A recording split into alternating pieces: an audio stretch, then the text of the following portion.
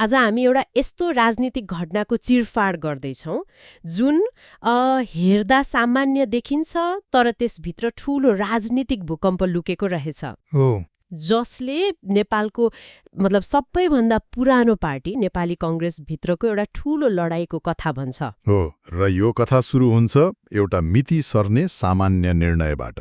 हो तर यो मिति सर्ने कुरा मात्रै होइन जस्तो छ। होइन होइन, यो त पार्टीको शक्ति कसले चलाउँछ भन्ने एउटा मतलब आधारभूत प्रश्न हो। बहुमतले चुनेको नेतृत्वले कि विधानको अक्षरले? ठ्याक्कै, हाम्रो आजको खोजी यही द्वन्द्वको जरासम्म पुग्ने हो। अनि यसले त कांग्रेस भित्रको पुरानो पुस्ता र नयाँ पुस्ता बीचको खाडल पनि देखाउँछ होला, हैन? एकदम, पुरानो पुस्ताको कन्सेन्सस राजनीति अनि नयाँ पुस्ताको रूल बेस्ड दृष्टिकोण बीचको गहिरो खाडललाई छर्लङ्ग पार्छ। त्यसो भए यो मिति सार्ने निर्णय नै त्यो भूकम्पको पहिलो झट्का थियो। खासमा के भएको थियो त्यहाँबाट सुरु गरौँ न त। ल, नेपाली कांग्रेसको 15औं महाधिवेशन पहिले पुस महिनामा गर्ने भनेर निकै तामजामका साथ घोषणा गरिएको थियो। हो, मैले पनि सुनेको थिएँ। तर केन्द्रीय कार्य सम्पादन समितिको बैठकले त्यो मितिमा महाधिवेशन गर्न नसकिने निर्णय गर्यो। यसको पछाडि केही प्रक्रियागत कारणहरू देखाइए। कस्ता कारणहरू?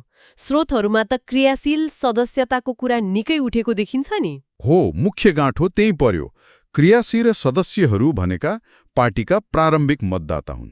उनीहरूले नै वडा तहबाट प्रतिनिधि छान्ने हुन्। हो, उनीहरूको सूची फाइनल नभई वडा तहको चुनाव नै हुन सक्दैन। अनि त्यसमा के समस्या आयो त? स्रोतका अनुसार समयमा फारम नपुग्ने अनि पुगेका फारममा पनि क्रम संख्या नहुने जस्ता थुप्रै व्यवस्थापकीय कमजोरीहरू भए, जसले गर्दा यो प्रक्रिया एकदमै ढिलो भयो। हो, एकदमै। तर यो कार्यतालिका सुरुदेखि नै अलि हतारमा बनाइएको जस्तो देखिन्छ नि। त्यो पनि हो। स्रोतमा एकजना नेताले यसलाई रकेट स्पिडमा कार्यान्वयन गर्न खोजेको भनेर टिप्पणी गरेको पनि उल्लेख छ। रकेट स्पिडमा हो, त्यो शब्द नै प्रयोग भएको छ। यो त सुन्दैमा महत्वाकांक्षी लाग्यो कि नेतृत्वले जानी जानी असम्भव कार्यतालिका बनाएको थियो, सायद पछि सार्ने बहानाको लागि कि साँच्चै परिस्थितिले धोका दियो। यो निकै महत्त्वपूर्ण प्रश्न हो।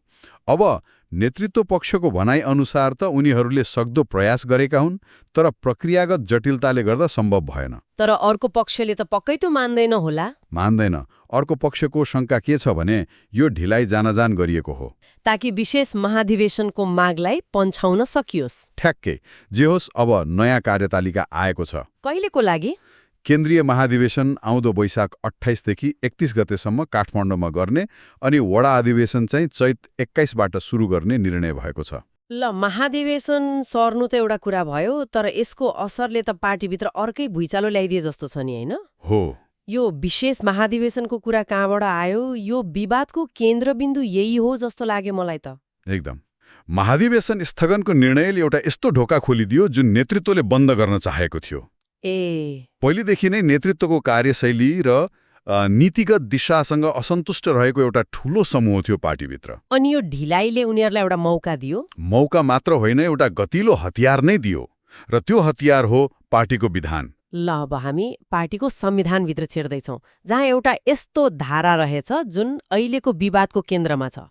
यसलाई उनीहरूले एउटा आणविक विकल्प जस्तै प्रयोग गर्न खोजिरहेका छन् जस्तो देखियो। ठ्याक्कै त्यही हो। नेपाली कांग्रेसको विधानको धारा 17(2। धारा 17(2 हो। यसमा एउटा यस्तो व्यवस्था छ जसलाई अहिलेको असन्तुष्ट पक्षले आफ्नो ब्रह्मास्त्र बनाएको छ। के भन्छ त्यो धाराले? त्यो धाराले भन्छ, यदि 40% महाधिवेशन प्रतिनिधिहरूले विशेष कारण खोली लिखित अनुरोध गरेमा केन्द्रीय समितिले निवेदन परेको 3 महिनाभित्र विशेष महाधिवेशन बोलाउनै पर्छ। बोलाउनै पर्छ, सक्ने छ होइन?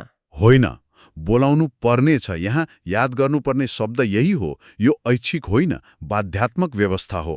र यो माग त पहिले दर्ता भइसकेको थियो, होइन र? हो, असोजमै 40% भन्दा बढी प्रतिनिधिले हस्ताक्षर गरेर यो माग बुझाइसकेका थिए। अनि त्यति बेला के भयो त? त्यति बेला नेतृत्वले के भन्यो भने हामी पुसमै नियमित महाधिवेशन गर्दैछौँ, त्यसैले यो माग स्वतः निष्क्रिय हुन्छ। नियमित महाधिवेशनको आश्वासन दिएर टार्न खोजियो। हो, र माग गर्नेहरूले पनि ठिकै छ, यदि नियमित महाधिवेशन हुन्छ भने हामीलाई विशेष महाधिवेशन चाहिएन भनेर मानेका थिए। यहाँनेर खेल रोचक भयो। नेतृत्वले नियमित महाधिवेशनको कार्ड देखायो। विशेष महाधिवेशनको मागलाई टार्यो। तर जब उनीहरूले त्यो कार्ड खेल्न सकेनन्, अर्थात् पुसमा महाधिवेशन गराउन सकेनन्, तब त अर्को पक्षको हात माथि पर्यो नि। एकदम सही विश्लेषण।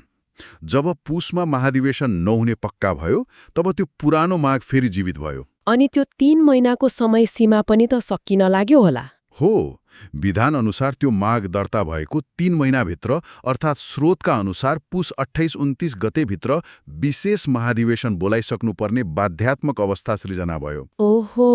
अब एकातिर केन्द्रीय कार्य सम्पादन समितिको बहुमतले महाधिवेशन वैशाखमा सार्ने निर्णय गरेको छ, अर्कोतिर विधानले पुसमै विशेष महाधिवेशन गर्नुपर्छ भनिरहेको छ। त्यसो भए यो त स्पष्ट रूपमा दुईवटा शक्तिको टक्कर भयो। हो, एकातिर संस्थापन पक्षको समय तन्काउने चाल, अर्कोतिर महामन्त्री पक्षको विधानको चेक दिने रणनीति। यो त निकै रोचक राजनीति खेल भइरहेको छ। हो, र यो खेलको केन्द्रमा हुनुहुन्छ महामन्त्री गगन थापा। उहाँले यो विवादलाई प्रक्रियागत मात्र नभएर सैद्धान्तिक र नैतिक लडाई बनाइदिनु भएको छ। कसरी? उहाँको तर्क एकदमै सिधा छ। उहाँ भन्नुहुन्छ, केन्द्रीय कार्य समितिले आफ्नो कार्यकाल 1 वर्ष थप्न विधानको धारा 44 प्रयोग गर्न मिल्ने।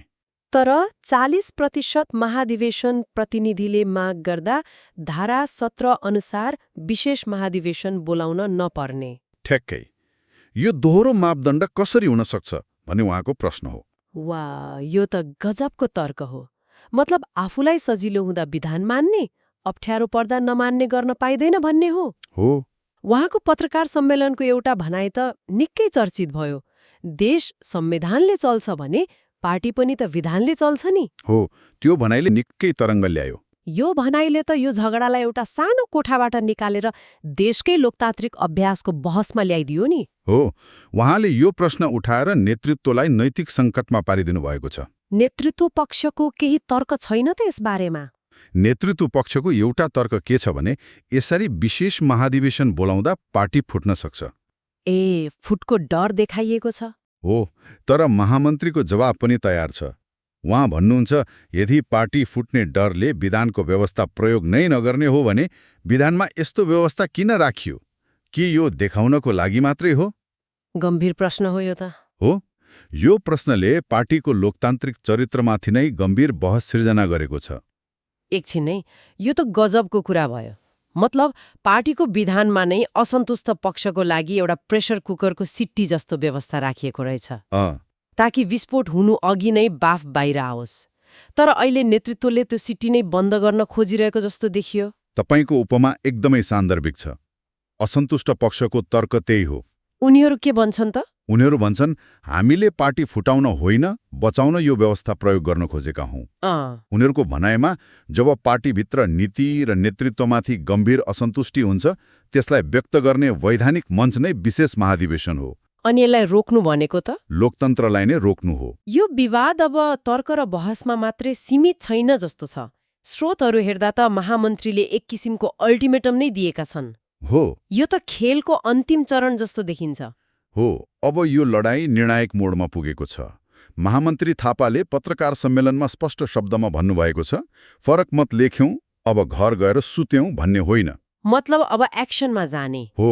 उहाँले नेतृत्वलाई 1-2 दिनको समय दिएका छन्। अनि यदि केन्द्रीय कार्य समितिले बैठक बोलाएर विशेष महाअधिवेशनको निर्णय गरेन भने के हुन्छ त? उहाँले घोषणा गर्नुभएको छ महामन्त्रीको हैसियतमा आफैले विशेष महाअधिवेशन बोलाउने। 1 मिनेट, यो त निकै ठूलो दाबी भयो।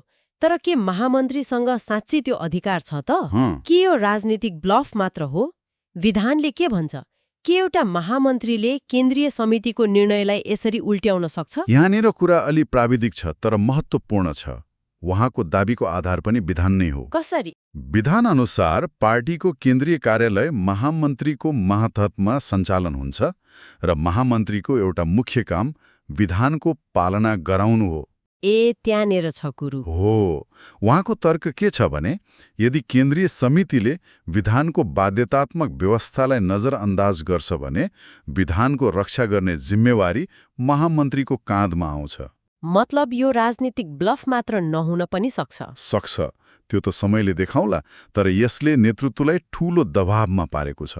यो त चेकमेट गर्ने अन्तिम चाल जस्तो भयो। हो, उहाँले देशभरका महाधिवेशन प्रतिनिधिहरूलाई पुस मसान्तमा काठमाडौँमा हुने विशेष महाधिवेशनको लागि तयारी गर्न आह्वान समेत गरिसकेको स्रोतहरूमा उल्लेख छ।